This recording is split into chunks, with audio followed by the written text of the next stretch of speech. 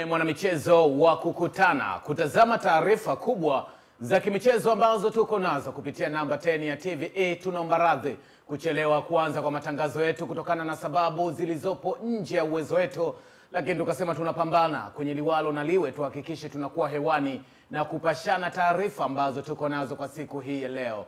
Mimi naitwa Jonas Emmanuel Maziko, farasi wa vita. Nimeungana na Teacher Tiga na Lukinja sambamba na Wilson John Oruma kwenye kick-off.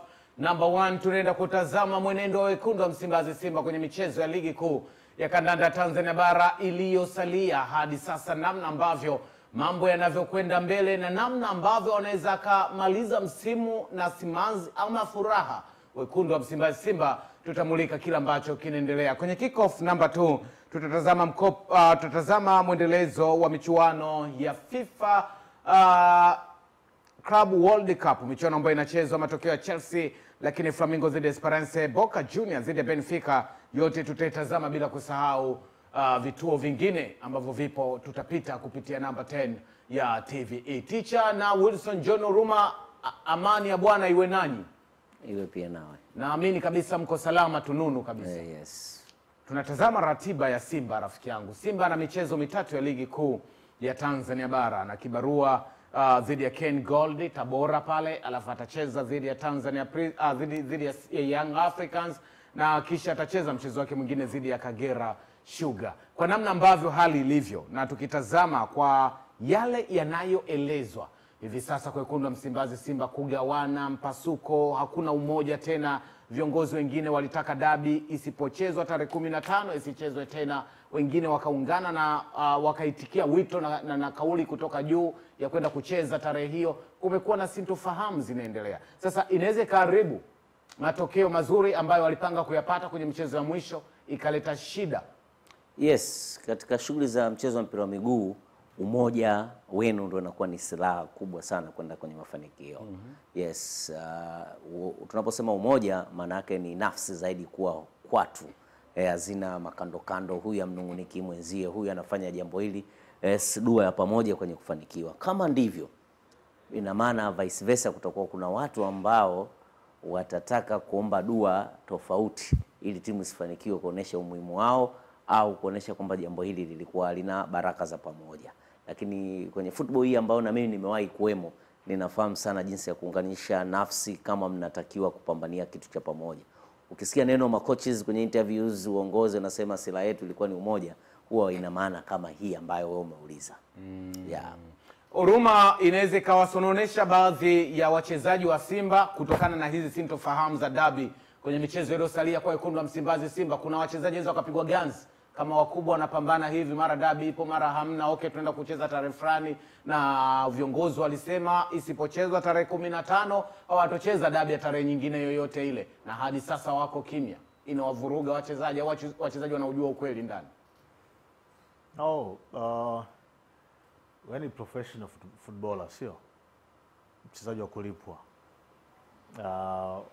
Uko Simba kwa sababu Simba wanakulipa. Au vipi? Ndio. Labda sababu ambayo utakayonieleza inaweza kukutoa njiani, labda uniambie kama Simba hakulipi. Yaani labda una miezi mitatu hivi hujalipwa mshahara wako. Hujalipwa mshahara. Then inaweza kuelewa underperformance yako. Yaani kwenda kwenye dabi alafu mkafungwa, umecheza vibaya kwa sababu hamjalipwa miezi mitatu. Mimi hiyo excuse naweza nikaipokea. Umeelewa? Lakini ufungwe kwa sababu viongozi huku hawaelewani, sijui na vitu gani kama hivyo. Mimi binafsi kama mchezaji ukinieleza hiyo siwezi nikaipokea. Kwa hiyo what I believe ni kwamba wachezaji kila kitu ambacho wanapaswa kupewa as professional players, sio kinatimizwa, yani including mishahara, bonuses, kila kitu, kila stahiki zao wanazipata. Sio? Kwa hiyo ambacho wao wanadaiwa na mashabiki ni performance ya pale kiwanjani. Kwa hiyo mimi siamini kwamba haya yote ambayo yanaendelea kwa hivi sasa ambayo yanazungumzwa kuwa na mpasuko na vitu vingine kama hivyo, sifikiri kama vinapaswa kuwa na impact kwenye performances za wachezaji. Na kwa sasa kwa mashabiki na viongozi, sometimes maisha yanakupeleka sehemu ambayo kuwa imara ndo option pekee unayobakiwa nayo. Yaani ukitoa kuwa imara, wewe huna option nyingine. Maana yake usipokuwa imara, sio, unakufa. Sometimes maisha yanakupeleka hiyo sehemu kwamba you have to be strong. Usipokuwa strong, maana yake unafanyaje? Unakufa. Kwa hiyo kwa mashabiki wa Simba, viongozi na wachezaji, huu ni wakati ambao they have to be strong kwa ajili ya faida ya kwao wenyewe. Kwa sababu kama wasipokuwa strong, sio, manake kuna asilimia kubwa wanaenda kupoteza mechi. Na kama wakipoteza mechi, manake ni kwamba msimu wao unakwenda kumalizika bila ya wao kuchukua taji lolote. Sasa you can imagine msimu ambao ulikuwa unaonekana kama ni msimu bora sana kwa Simba. Sio? Finali ya CAF, ya kombe la shirikisho, Confederation Cup. CRDB nusu finali walikuwa. Sio? Wako kwenye mbio za ubingwa. Tulikuwa tunazungumza kuhusiana na treble kwa Simba. Nao mataji mawili hayapo. Wabakisha taji moja. Sio? Kwa hiyo hawana option. They have to be strong kwa faida. Sio kwa faida ya mtu mwingine, kwa faida ya kwao wenyewe, kwa sababu ile ni mechi ambayo tunasema it is a must win game. Mechi ya kushinda ambayo Simba hawana ile kauli mpira ni matokeo matatu. No. Kwa Simba hawana. Kwa Simba tokeo ni hili moja tu. Mpira una tokeo hili. Wanapaswa kushinda ile mechi. Wapinzani wao wana options. Wanaweza katoka sare au wakashinda. Lakini wao Simba hawana option nyingine. Wanapaswa kushinda hiyo mechi ili kwenda kujiweka vizuri kwa ajili ya kwenda kuchukua ubingwa. So ni sehemu ambayo, narudia, Simba they have to be strong, wanapaswa kuwa imara kwa ajili ya faida yao wao wenyewe, regardless ya hayo ambayo yanazungumzwa yanaendelea klabuni.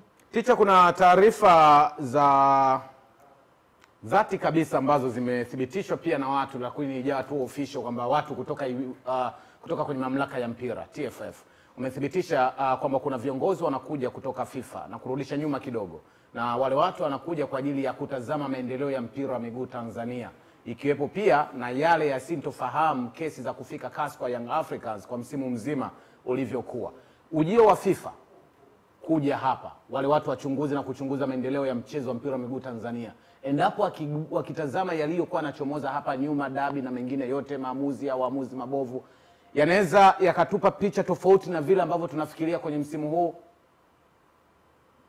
Labda sio kuelewa kwenye sura tofauti, picha tofauti. Yani nimejaribu kuconnect sura ya Simba ambao baadhi ya mashabiki wanaamini kwa sasa Simba wamekuwa wapole wanyonge, kwa sababu wanaamini kama kuna namna wameonewa kuelekea dabi. Wanaamini hivyo, japo ajenda ni imani yao, lakini uhalisia ni amani iwepo na mpira upigwe. Sasa basi, tukirudi kwenye kupata taarifa ambayo inaelezwa kuna watu wamekuja kutazama maendeleo ya mpira wa miguu Tanzania, na hawa ni watu wa uchunguzi, kama kuna shida kwenye mpira wanatembea, wamekuja. Sasa kwa majonzi na yale ambayo Simba wanaona kama wameonewa, sasa hawa na FIFA kuja, inaweza ikawapa tabasamu kwamba kuna namna yoyote wanaweza wakatubadilishia upepo, na Simba labda ambao wanatajwa kuwa wanyonge wakawa na tabasamu. Imebidi niende sasa huko ndani kabisa. Hakuna kitu cha hivyo. Haiwezekani kabisa. Hakuna kitu cha hivyo. Kama FIFA wamekuja kuangalia maendeleo ya soka, up to this moment kwenye eneo la kutaja waamuzi watakuwa wako wrong.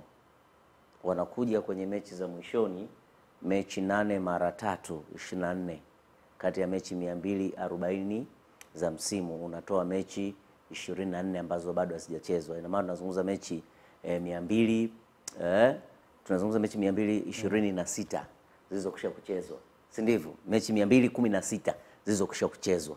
Kama kuna udhaifu wa kiuamuzi, huwezi kwenda kuona kwenye mechi hizi 4. Kwa hiyo observation yao sio sahihi. Otherwise walifanyie kazi ripoti.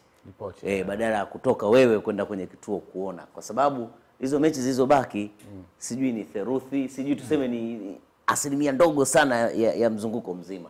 Kwa hiyo walitakiwa kuwa na mtu hapa ambao wataobserve mechi, ambao wataweka labda kwenye daraja kwamba katika mechi nilizozitizama labda mechi 100 au ni mechi 50, uchezeshaji ulikuwa mbovu kwa mechi hizi, idadi hii. Kwa mfano kwa 50, ikishazidi nusu kwenye upande alio bora au upande ambao haijawa bora, maana unaweza kutoa ushindi hapa. Kwamba katika mechi 27 nilizoziona juu ya nusu uamuzi ulikuwa bora, na conclude kwamba uamuzi ulikuwa bora. Lakini tukirudi kwenye swala la dabi, my friend, kwanza watapongeza juhudi zilizofanyika dabi kuweza kucheza. FIFA nowadays wanaondoa kabisa pointi za mezani.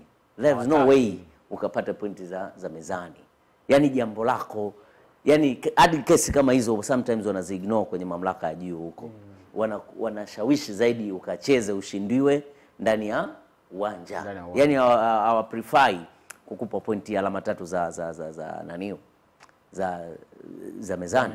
Yani wanataka usolve, utafute alternatives, mechi ichezwe, mshindi apatikane pale. Lakini kwa nini wataenda kupongeza? Wanafahamu cycle ya mchezo wetu toka unavyoanza mwezi wa 8 mpaka mwezi wa 5 una mechi 240. Kwenye ripoti ungeonyesha kuna michezo 239. Huu mmoja umeenda wapi? Maana yake hukuchezwa. Nani alikosea? Ingekuwa ni kitu kingine.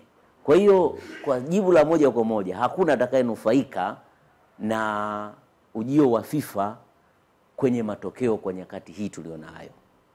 Umenielewa? Nimekuelewa. Hakuna atakayenufaika, hakuna upande utakaonufaika. Okay. Yes, otherwise yale waliojifunza watatolea kama angalizo msimu ujao kwenye ripoti zao. Badilisheni hiki na hichi na hichi, improve standard ya waamuzi, sijui tokeni hapa fanyeni hiki, ndio maeneo ambayo wanaweza kuyagusa. Lakini ninachofahamu mara nyingi wale wanakuja pia kwenye auditing ya mahesabu kwa taasisi ambazo wanafanya nazo kazi. Sometimes kwenye club level hawawezi kwenda kudili perpendicular, yani kuingia kwa deep, kwa kina kwa ajili ya klabu. Sijui una orodha yako kwamba mimi mechi fulani nilifunikiwa penalty jioni, kwa vile FIFA mmekuja ndio nafikiri sasa mbadili matokeo yaliyokuepo. Nothing, my friend. Sawa, Huruma, Simba akishindwa kuwa na malizio mzuri wa michezo mitatu iliyobakia ligi kuu ya Tanzania bara na akapoteza ubingwa kwa mara nyingine, itakuwa ni anguko kwa msimu huu kwa kila ambacho tumekitarajia kukiona kwa Simba, angalau wanachukua kikombe kimoja. Turudi kwenye kutengeneza timu na tusiwalaumu pindi ambako atakosa kombe lolote.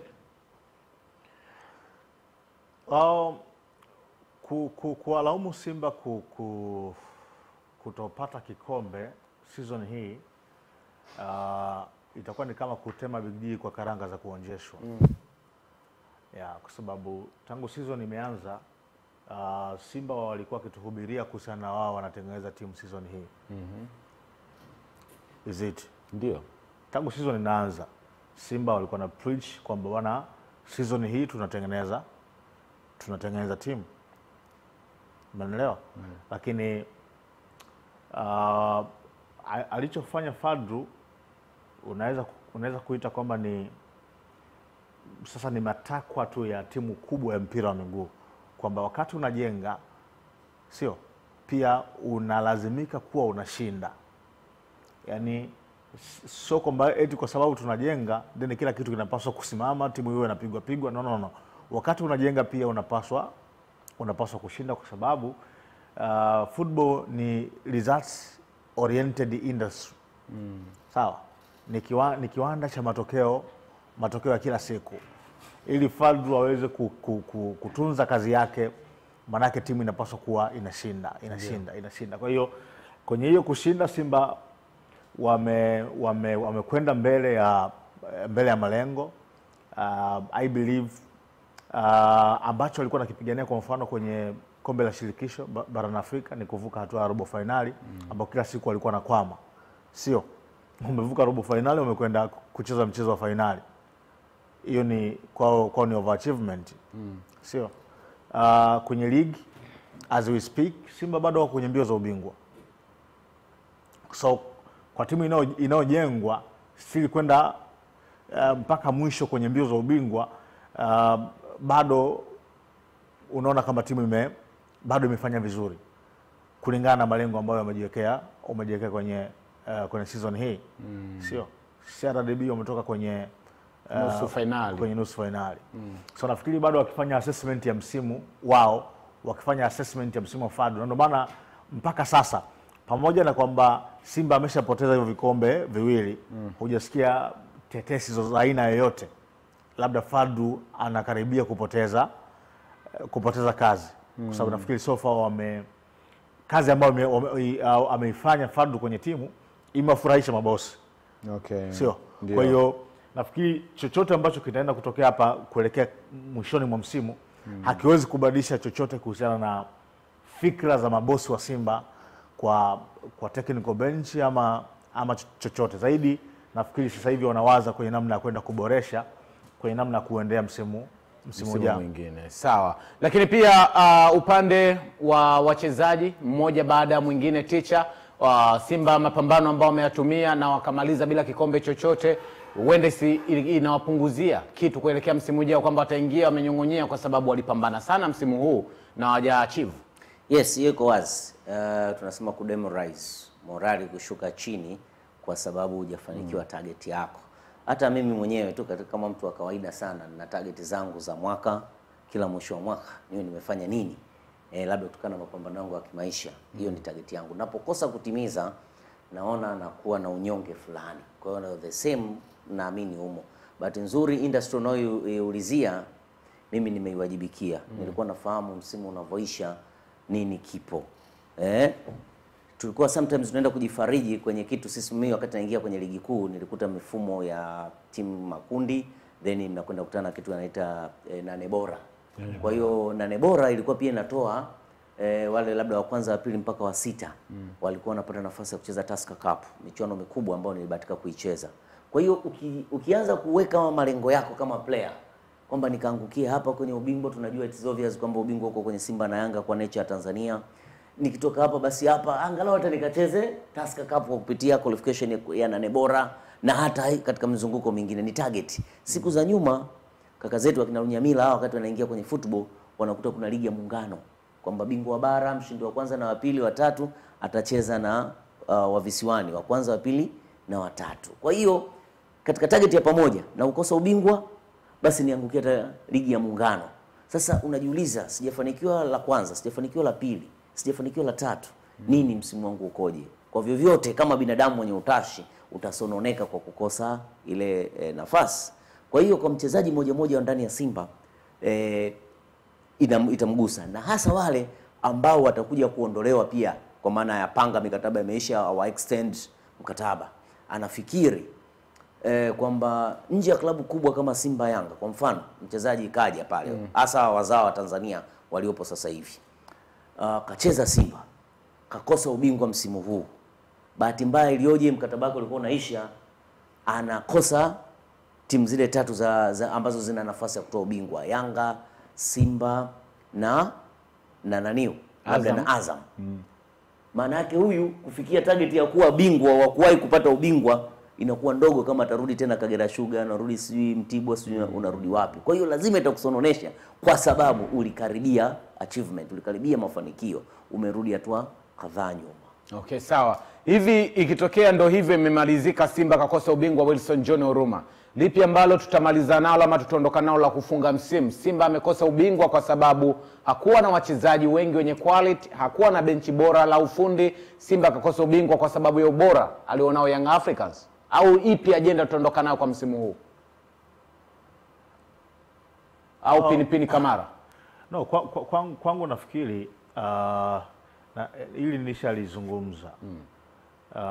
Pamoja na kwamba Simba alikuwa na malengo ya msimu huu, malengo ya kujenga timu, lakini kwa msimu ulivyokuwa unakwenda ilifika sehemu nikasema kama Simba atakosa ubingwa itakuwa ni kwa sababu ya uzembe wao, sio kwa sababu Young Africans wamekuwa bora sana msimu huu. Umeelewa? Kwa sababu